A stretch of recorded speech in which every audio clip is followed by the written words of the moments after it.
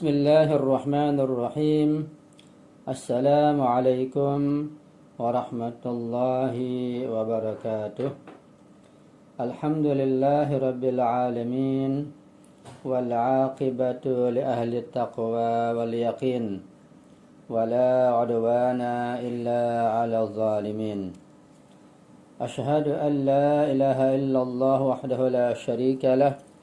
وأشهد أن سيدنا ونبينا محمدا عبده ورسوله اللهم صل على فاطمة وأبيها وبعلها وبنيها والسر المستودع فيها بعدد ما أحاط به علمك اللهم كن لوليك الحجة بن الحسن صلواتك عليه وعلى آبائه في هذه الساعة وفي كل ساعة وليا وحافظا وقائدا وناصرا ودليلا وعينا حتى تسكنه أرضك طوعا وتمتعه فيها طويلا برحمتك يا أرحم الراحمين رب اشرح لي صدري ويسر لي أمري wahlul 'uqdatam min lisani yafqahu qawli amma ba'du. Ma'asyiral muslimin wal muslimat rahimakumullah, para pecinta kajian akhlak, kita masih melanjutkan kajian kita dengan membaca syarah Risalatul Huquq Imam As-Sajjad Ali Zainal Abidin alaihissalam. Pada pertemuan yang lalu, pertemuan yang ke-49, kita sudah menyinggung sedikit tentang para penguasa yang zalim. Terkait dengan tema yang kita bahas adalah hak-hak pemimpin.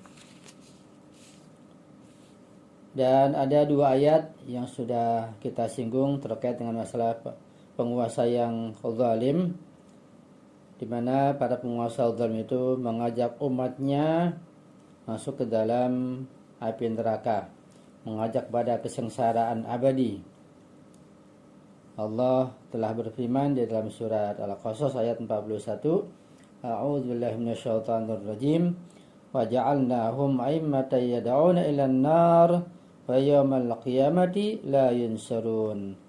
Dan kami jadikan, kata Allah, mereka itu pemimpin-pemimpin yang menyeru kepada manusia, mengajak kepada ke neraka, dan pada hari kiamat nanti mereka tidak akan ditolong. Ayat kedua yang belum tuntas kita baca adalah dari surat Al-Qasas juga ayat 42. Wa atba'nahum fi hadhihi ad-dunya 'alan la'nah wa yawmal qiyamati hum minal maqbuhin. Dan kami ikutkan laknat kepada mereka di dunia ini, dan pada hari kiamat mereka termasuk orang-orang yang dijauhkan dari rahmat Allah Subhanahu wa taala. Jadi laknat Allah Subhanahu wa taala akan menghilangkan rahmat dari mereka.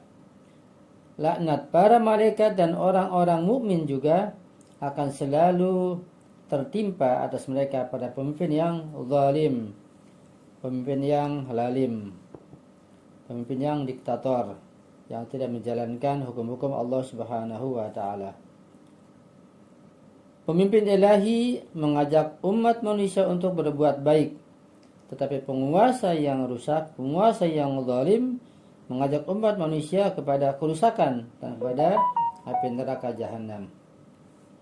Ada sebuah hadis dari Imam Ja'far As-Shadiq alaihissalam mengenai hal ini.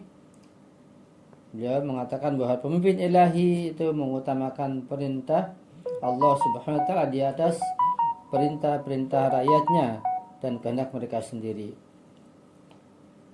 Mereka menganggap firman Allah Subhanahu wa taala sebagai yang terbaik.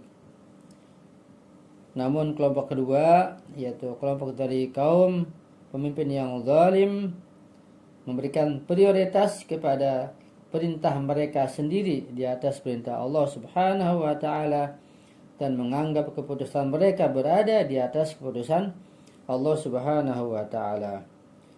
Sebagaimana setiap pemimpin memiliki beberapa pengikut di dunia ini, setiap pemimpin di akhirat juga memiliki beberapa pengikut. Bashar bin Ghalib menukilkan bahwa Imam Husain alaihissalam ketika ditanya tentang penafsiran ayat berikut ini, A'udzubillahi minasyaitonirrajim, Yawma nad'u kulla unasim bi imamihim. Surat Al-Isra ayat 71. Ingatlah suatu hari yang di hari itu kami panggil tiap umat dengan pemimpinnya. Jadi umat akan dipanggil dengan pemimpinnya masing-masing pada kiamat nanti.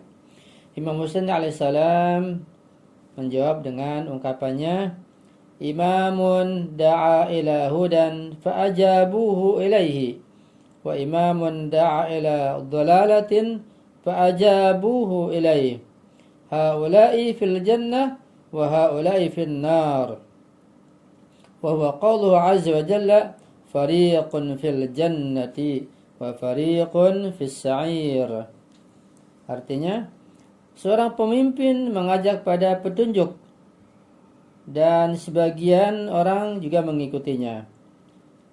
Pemimpin yang lain menyuruh kepada kerusakan dan juga sebagian orang menerima seruannya itu. Kelompok pertama akan pergi ke surga, sedangkan kelompok yang kedua akan pergi ke neraka jahanam. Inilah yang dimaksud dengan firman Allah Subhanahu wa taala, fariqun fil jannah wa fariqun fis sa'ir. Segolongan masuk surga dan segolongan yang lain masuk ke dalam neraka. Imam Ja'far as-Shadiq alaihissalam berkata, Inna fi wilayatil wali al-ja'iri durusal haqqi wa ihya al-batili kullihi wa izhar al-zulmi wa jawri wal fasadi. Artinya, kebenaran akan dihapus, kebatilan dihidupkan kembali, ketidakadilan, penindasan, dan kerusakan menjadi nyata selama pemerintahan dikuasai oleh pemerintah yang zalim. Artinya dalam pemerintahan yang zalim itu kebenaran al-haq akan menjadi tenggelam, kebatilan akan nampak, kemaksiatan merajalela di mana-mana. Rasulullah Shallallahu Alaihi Wasallam bersabda, likulli syai'in afatun yufsiduhu wa afatu hadzal dini walatus su. Artinya segala sesuatu itu memiliki sesuatu yang merusak, ada yang merusakkannya. Wa afatu hadzal din, kerusakan agama ini adalah walatus su, penguasa yang zalim, penguasa yang buruk. Jadi jelas bahwa penguasa yang buruk itu, yang zalim, sangat berperan dalam merusak ajaran yang hak, ajaran yang benar, ajaran Allah Subhanahu wa ta'ala. Sedangkan pemerintahan yang hak, pemerintahan yang adil akan menegakkan hak, menyebarkan yang hak dan keadilan, dan mensejahterakan seluruh rakyat. Imam Muhammad Al-Baqir alaihissalam mengatakan, Salasatun laysa lahum hurmatun, sahibu hawan mubtadi'un, wal imamul jairu, wal fasiqul mu'linu fusuqahu. Artinya, ada 3 kelompok orang yang tidak berhak untuk dihormati oleh anggota masyarakat. Artinya 3 kelompok ini, masyarakat, rakyat tidak boleh menghormati mereka. Yaitu mereka yang memiliki nafsu untuk membuat-buat dalam agama. Jadi membuat agama yaitu berbuat bid'ah, mengada-ngada syariat. Kemudian orang-orang yang menjadi penguasa yang zalim, ya, wal imamul jair, penguasa yang zalim, yang diktator, yang tidak menjalankan hukum Allah, ini tidak berhak untuk dihormati. Wal fasiqul mu'linu fusuqahu, dan orang-orang yang rusak, ahli maksiat yang memanifestasikan perbuatan rusak mereka, yaitu yang terang-terangan perbuatan maksiatnya. Kita lihat sekarang betapa banyaknya para penguasa yang zalim itu terang-terangan melakukan perbuatan maksiat. Kayak negara Saudi Arabia sendiri, kita terang-terang mereka menerima dan memasukkan judi, ya, memasukkan bioskop-bioskop, nightclub. Betapa sudah sangat rusaknya pemerintahan yang dikuasai oleh raja-raja yang zalim tersebut. Mereka tidak berhak untuk dihormati dan mendapat kutukan dari Allah Subhanahu wa taala. Dari uraian di atas kita dapat melihat dengan jelas peran penguasa zalim dalam menghancurkan kebenaran dan membuat kebohongan dan kerusakan berlaku di masyarakat. Karena itu kita harus hati-hati dalam memilih para pemimpin. Jangan sampai kita tertipu dengan bujuk rayu mereka, dengan penampilan mereka, sehingga akhirnya memilih penguasa dan pemimpin yang zalim. Na'udzubillahi min dzalik.